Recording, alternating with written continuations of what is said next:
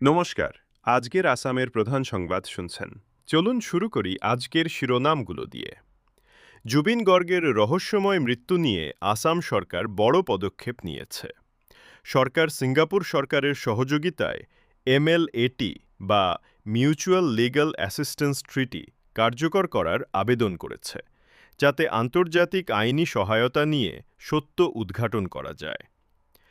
মিয়ানমারে আজ সকালেই 4.7 মাত্রার ভূমিকম্প আঘাত হানে। এই ভূমিকম্পের কম্পন উত্তর-পূর্ব ভারতের রাজ্যগুলোতে, বিশেষ করে আসাম ও মণিপুরে অনুভূত হয়েছে।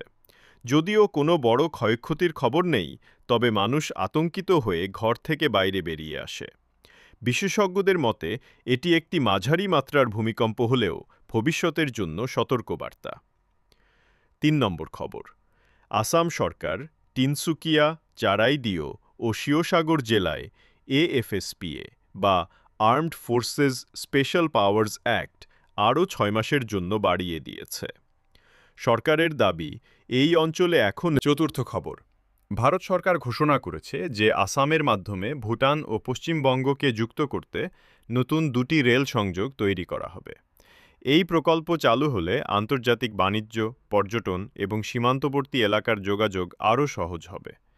বিশেষজ্ঞরা মনে করছেন আসামের অর্থনীতি ও কর্মসংস্থানের ক্ষেত্রেও বড় পরিবর্তন আসবে। পঞ্চম খবর, এবার খেলাধুলার দিকে আসা যাক।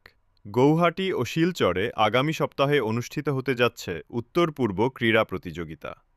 বিভিন্ন রাজ্য থেকে প্রায় 1000-এর বেশি খেলোয়াড় অংশগ্রহণ করবে বলে জানা গেছে।